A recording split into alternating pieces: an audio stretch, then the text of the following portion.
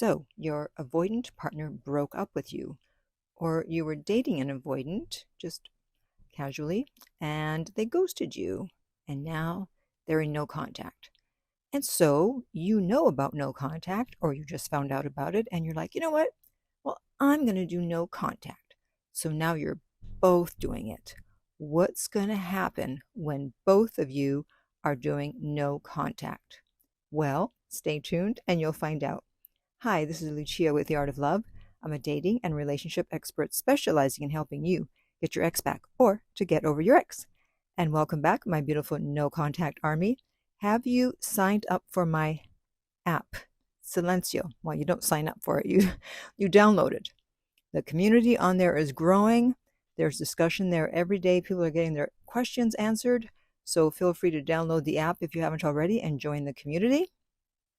And if you too would like to join our no contact army, all you have to do is hit the subscribe button and the bell notification and you're in. And to read our manual, go to nocontactsecrets.com where you can read 2 free chapters before you purchase the book. Okay, so avoidants believe that staying distant protects them from vulnerability and rejection because their childhood taught them that needing someone leads to getting hurt. So they learn to use distance to control the pain, which may be why they broke up with you or why they ghosted you. But when you go into no contact and you stop reaching out, their armor eventually begins to crack. The power dynamic starts to shift. They thought you'd always be there, but you flip the script and introduce doubt into the mix.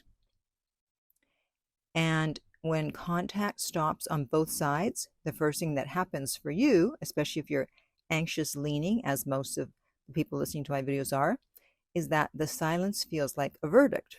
You start imagining that the avoidant doesn't care or that they've moved on instantly, and none of that is true. That's just your fear filling the void. For the avoidant, the initial silence brings relief, as I've said here many times before. They convinced themselves they needed this break, but this does not last forever. Right now, they still believe that distance is protecting them, but when you stop chasing, your silence becomes disruptive. You remove the dynamic that allowed them to feel comfortable pulling away or breaking up with you.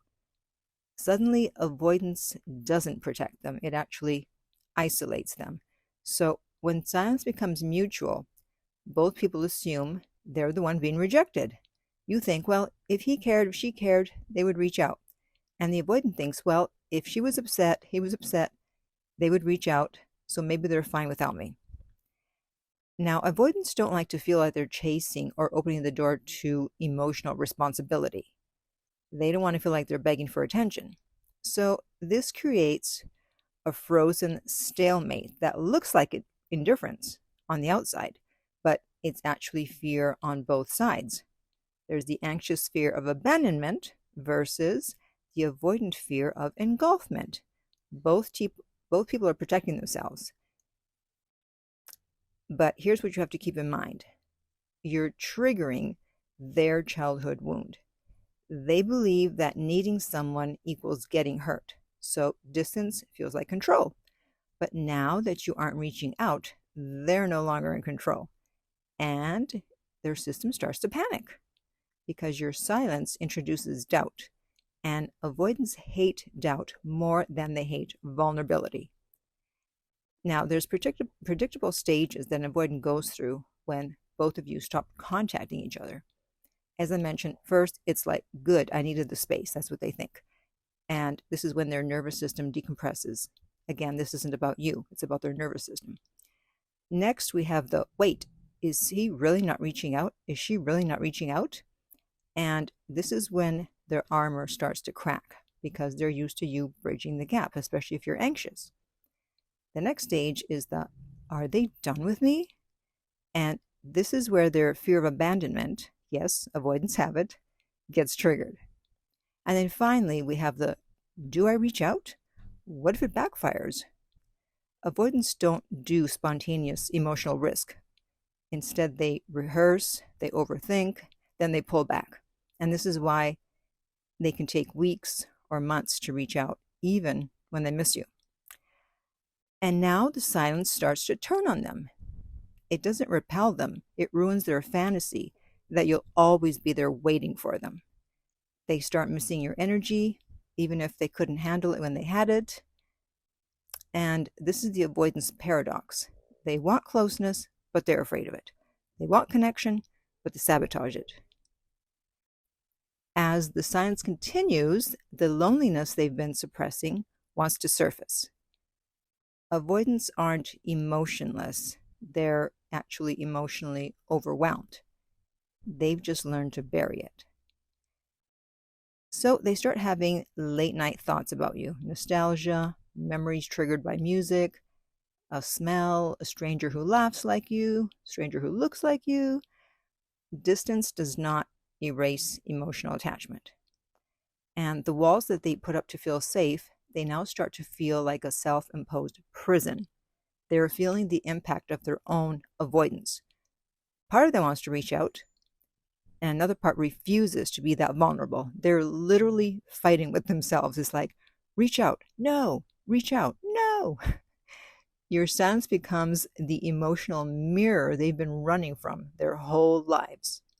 Now, if you have an anxious or an anxious-leaning attachment style, then your default is to close the gap. So choosing not to reach out is a huge act of self-regulation, and I have to congratulate you, because as a dismissive, I don't have that problem. It's so easy for me not to reach out. But anxious is the total opposite of dismissive, so I can imagine what it feels like for you. So you're not just sitting in silence. You are sitting with every abandoned version of yourself. You feel the urge to fix, clarify, reconnect, repair, and or explain. However, remember that your restraint at this point is the catalyst for them eventually reaching out. When you stay silent out of self-worth, not manipulation, that's when the avoidant feels your absence the most. They expected you to chase, you didn't.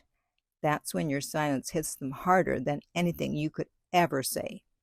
And so their nervous system resets, they can finally miss you without feeling overwhelmed, and the loneliness becomes real because the avoidance didn't protect them, it just isolated them. And this causes avoidance to begin questioning their patterns. They remember how they've pushed people away in the past. They start realizing that the walls they built for protection became isolation. Your silence doesn't punish them, it reveals the truth. Avoidance now does not protect them, it actually costs them. So silence doesn't mean that nothing is happening. It means that everything is actually happening internally. Let your absence do what your presence couldn't. Create space for their emotional accountability. Your silence now shows them that what their avoidance actually creates is not safety, but loneliness. And if the connection was real, this is the stage that pulls them back towards you. They begin checking your temperature by viewing your stories, liking a photo from like 6 weeks ago at 1 a.m. Random passive interactions. And at some point, eventually, they'll reach out with something casual. Now, this is not reconnection. Right now, it's a temperature check, like I said. If you respond too fast, they retreat. If you're too cold, they retreat. So it's like the Goldilocks story. Not too hot, not too cold, but just right. So the goal that we are going for is warm neutral, when you finally hear from your ex, when you've both been in no contact. Okay? So now I want to hear from you. How long have you been in no contact, and how is it going? And if you would like my help to get your ex back, so I can help you with that warm, neutral tone when you hear from your ex, or any other aspect of getting your ex back and staying in no contact, then you can contact me at theartoflove.net/coaching, and we will send you the rates. They are not on the website, and we do respond to all emails within 24 hours, so please be patient. And if you don't hear from us for some reason, then please check your spam folder. And if there's still nothing there, then contact us again, preferably from another email address. And if you found this video helpful, hit the subscribe button so you don't miss out on future videos. If you're listening to this as a podcast, then also be sure to subscribe so you don't miss future episodes. And finally, remember, love inspires, empowers, uplifts, and enlightens.